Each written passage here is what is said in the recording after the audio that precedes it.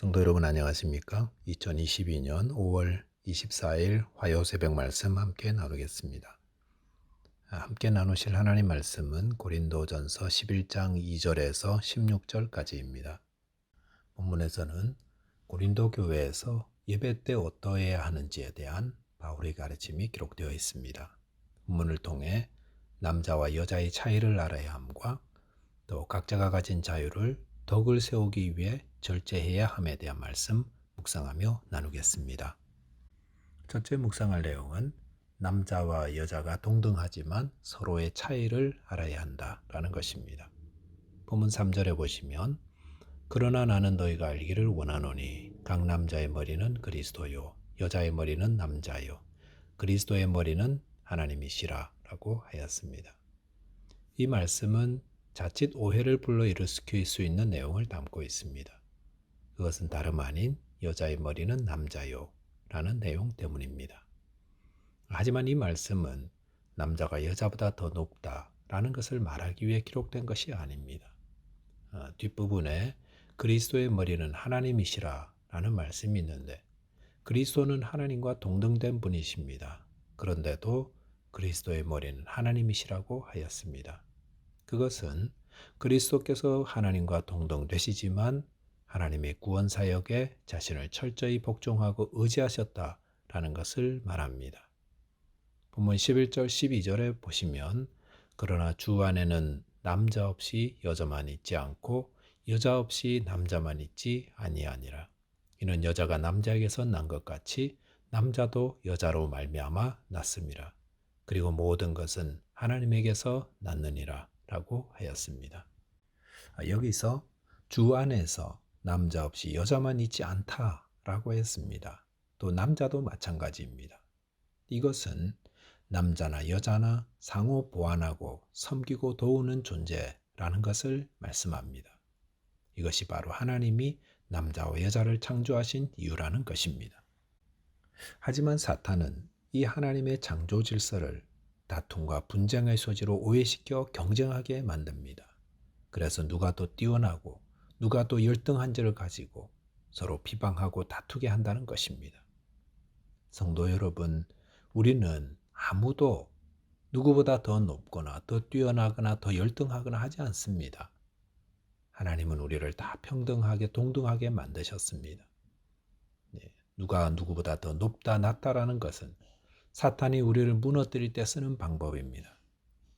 갈라디아서 3장 28절에 보시면 너희는 유대인이나 헬라인이나 종이나 자유인이나 남자나 여자나 다 그리스도 예수 안에서 하나이니라 라고 하였습니다. 여기서 하나이니라 라는 말씀의 의미는 차별이 없다라는 뜻입니다. 누가 더 높고 뛰어나고 하는 것이 없이 다 평등하다라는 겁니다.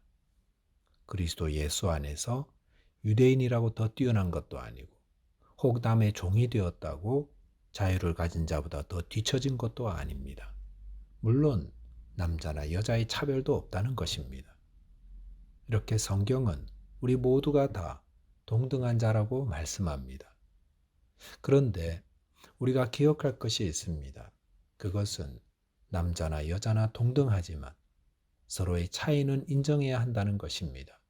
그 말은 남자와 여자는 엄연히 다르다라는 것입니다.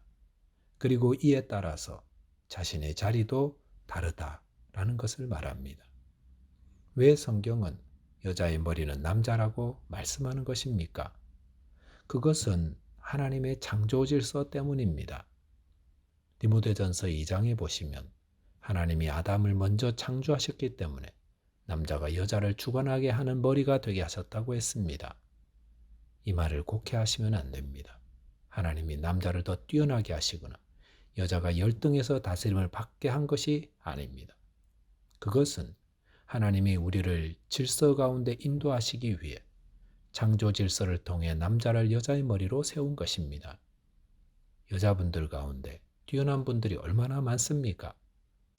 드보라나 에스더 같은 사람들은 나라와 민족을 구원한 지도자들이었습니다. 성경은 남자와 여자를 차별하지 않습니다. 주님께서 남자와 여자를 동등하게 만드시고 그러나 또 다르게 만드셨음을 알아 주님의 뜻 안에서 서로 돕고 섬기며 화평을 이루게 되시기를 바라겠습니다. 두 번째로 묵상할 내용은 나의 자유를 덕을 세우기 위한 것으로 절제해야 한다라는 것입니다.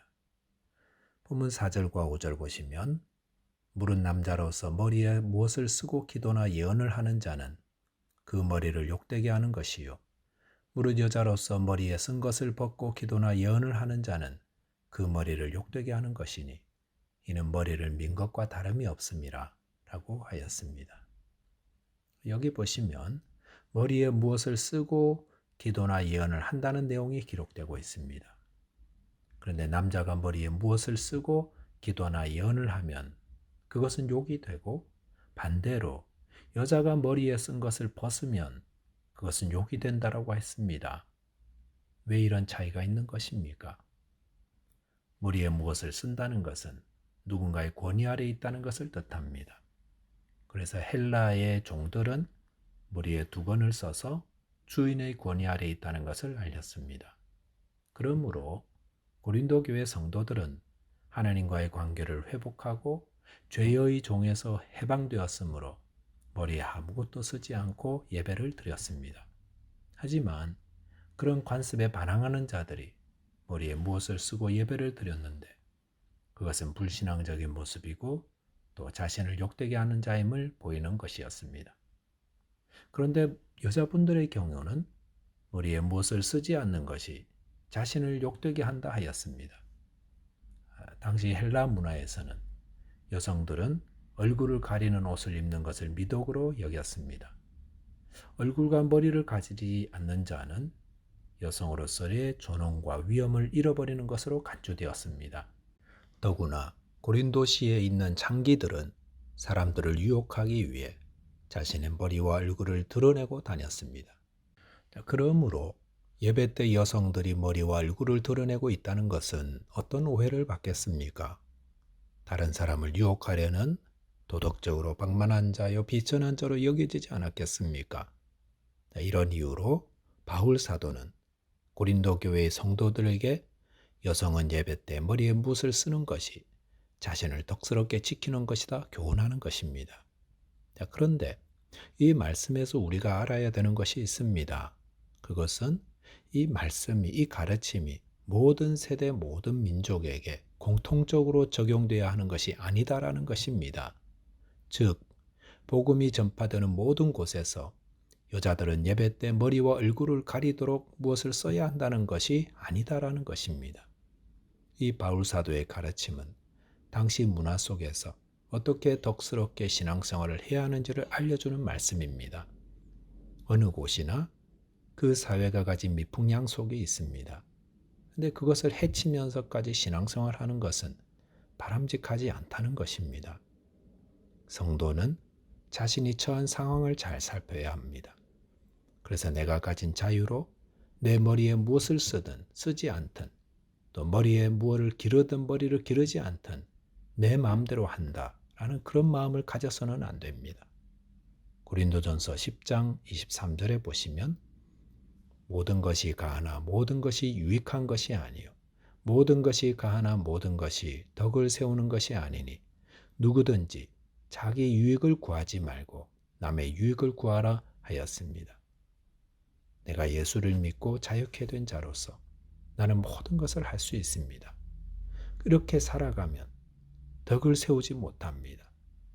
덕이란 남의 유익을 구하는 것입니다. 내가 이렇게 행하면 사람들이 시험에 들지는 않을까? 나의 말과 행동과 옷차림이 다른 사람을 시험에 들게 한다면 나는 어떻게 해야 할까? 나는 그 자유를 절제하며 덕을 세우기를 힘써야 하겠다라는 것이 바른 신앙인의 모습인 것입니다. 말씀을 정리하겠습니다. 하나님은 남자와 여자를 차별하지 않고 각각 다르게 만드시고 창조의 질서를 주셨습니다. 이 절세대로 순종할 수 있어야 하겠습니다. 또한 나의 자유를 덕을 세우는데 남의 유익을 끼치는데 사용하도록 절제하는 자 되어야 하겠습니다. 기도하겠습니다. 하나님 아버지, 저희를 모두 남자와 여자로 다르게 만드시고 각각의 사명과 질서를 주신 것을 감사합니다. 주님의 뜻을 따라 순종하게 하여 주시고 또 각자의 자유를 덕을 세우고 남의 유익을 세우는데 절제하게 하여 주시옵소서. 예수 그리스도 이름으로 기도하옵나이다. 아멘. 오늘도 믿음 안에서 승리하는 하루 되시기 바라겠습니다. 감사합니다.